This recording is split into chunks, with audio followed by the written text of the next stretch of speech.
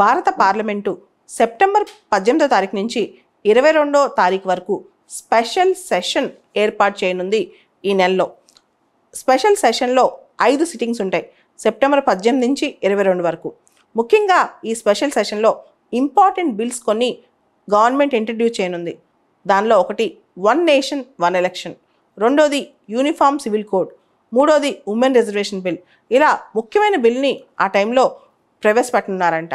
ఈ one nation one election అంటే దేశం మొత్తం లోక్సభ ఎన్నికలు, స్టేట్లో అసెంబ్లీ ఎన్నికలు ఒకటేసారి జరపడం అనమాట. ఈ మధ్య మనం గమనిస్తే ప్రతి సంవత్సరం 5-6 రాష్ట్రాలకు ఎన్నికలు జరుగుతూ చాలా సందర్భాల్లో చాలా ఎలక్షన్ మిషనరీకి కష్టపడాల్సి వస్తుంది. ఇలా కాకుండా దేశం మొత్తం వన్ ఎలక్షన్ వన్ నేషన్ అంటే ఒక దేశం మొత్తానికి ఒకటేసారి ఎలక్షన్ అనమాట. దీనిలో ప్రోస్ అండ్ కాన్స్ చాలా ఉన్నాయి. ముఖ్యంగా ప్రాంతీయ పార్టీలు ఇది సమాఖ్య స్ఫూర్తికి విరుద్ధమని, ప్రాంతీయ పార్టీలకు పెనుదెబ్బ అని చెప్తున్నాయి. కానీ వన్ నేషన్ వన్ ఎలక్షన్ అనేది సపోర్ట్ చేసే వాళ్ళు ఏమంటున్నారంటే ఎలక్షన్ ఖర్చు తగ్గుద్ది, దాంతోపాటు ఎలక్షన్ కమిషన్ ఫోకస్ పెరుగుతుంది అని చెప్పి.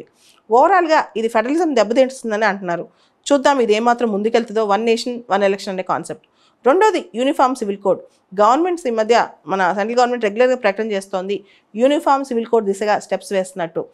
ఉమ్మడి పౌరస్మృతి మన రాజ్యాంగంలో ఆర్టికల్ 44లో అది డైరెక్టివ్ ప్రిన్సిపల్ అనమాట. భారతదేశంలో గోవాలో యూనిఫామ్ సివిల్ కోడ్ ఉంది. మనకు తెలుసు civil laws criminal laws almost అందరికీ కామన్. కానీ సివిల్ లాస్లో పర్సనల్ లాస్ ఏదైతే వ్యక్తిగత చట్టాలు ఉన్నాయో marriage, divorce, maintenance, adoption, succession వీటికి సంబంధించి ఏ మతానికి ఆ మతమే విడిగా చట్టాలు ఉన్నాయన్నమాట. ముస్లిమ్స్కి షరియత్లా అని, హిందూస్కి Hindu marriage act, Hindu succession act, Hindu adoption and maintenance act అని ఇట్లా ఎవరికి వాళ్ళకి చట్టాలు ఉన్నాయి. అలా కాకుండా అందరికీ ఈ పర్సనల్ లాస్ కూడా ఒకటే తెద్దామన్న ఉద్దేశంతో యూనిఫామ్ సివిల్ కోడ్. ఈ చర్చే పెద్ద తేనెటీగల పుట్ట. ఇది ఒక పండోరా బాక్స్ ఓపెన్ చేయనుంది. ఈ బిల్లు ఏ విధంగా ముందుకెళ్తుందో అంటే ఎలాంటి మోడాలిటీస్ దీనికి సంబంధించి ఎలా చర్చలు జరుగుతాయో ఇది అందరూ ఆసక్తిగా ఎదురు చూస్తున్నారనమాట. తర్వాత ఉమెన్ రిజర్వేషన్ బిల్. ఇది ఎప్పటి నుంచో పార్లమెంట్లో పెట్టాలి. 108వ రాజ్యాంగ సవరణ బిల్లుగా ఉమెన్ రిజర్వేషన్ బిల్లు దేవగౌడ గారి ప్రభుత్వం అప్పుడే పెట్టారనమాట. ఆ టైంలో ఆ బిల్లు పాస్ అవ్వలేదు, తర్వాత ల్యాప్స్ అయిపోయింది కూడా. ఈ పరిస్థితిలో మళ్ళీ ఉమెన్ రిజర్వేషన్ బిల్, మహిళా రిజర్వేషన్ బిల్లు తేవాలని చెప్పి కూడా గవర్నమెంట్ ఆలోచిస్తున్నట్టు తెలుస్తోంది. సో ఇవన్నీ కూడా పాత్ బ్రేకింగ్ థింగ్సే. ప్రస్తుతం ఉన్న లోక్సభలో కేవలం 14.4% మంది మహిళలు ఉన్నారు.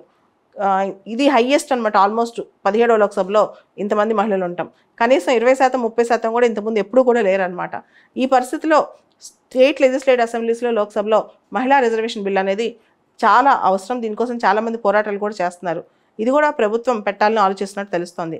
ముఖ్యంగా సెప్టెంబర్లో వచ్చే స్పెషల్ సెషన్ ఎలక్షన్ నీడ్స్ని, ఎలక్షన్స్ ముందు ఇచ్చే ప్రామిస్ని అడ్రస్ చేస్తున్నట్టు కూడా అర్థమవుతుంది అనమాట. మనకి ఇంపార్టెంట్ బిల్స్ అన్నీ కూడా ఈ 5 సెషన్స్లో పెట్టనున్నారన్నట్టు కూడా అర్థమవుతుంది. ఇదంతా దేనికోసం అంటే ఎలక్షన్స్ సంబంధించి వాళ్ళకి ఇచ్చిన ప్రామిస్ నిలబెట్టుకోసమా, లేకపోతే కొన్ని చేయాల్సిన పనులని చేయడం కోసమా, లేకపోతే వెల్ఫేరిజం, మహిళల సంక్షేమం, అలానే అన్ని మైనార్టీల సంక్షేమం కోసమా మనం ఒకసారి వెయిట్ చేసి చూడాల్సిందే ఈ పార్లమెంట్ సెషన్. ఇలా ఎన్ని బిల్లులు అంటే పార్లమెంటరీ కమిటీస్కి పంపిస్తారా, పాస్ చేస్తారా, ఆటోమేటిక్గా పాస్ అవుతాయా, ఎంత డిస్కషన్ జరుగుతుంది, డిస్కషన్లో అపోజిషన్స్ ఏమంటాయి, ఇవన్నీ కూడా మనకి ఎగ్జామ్ కూడా చాలా ఇంపార్టెంట్ అవుతాయి.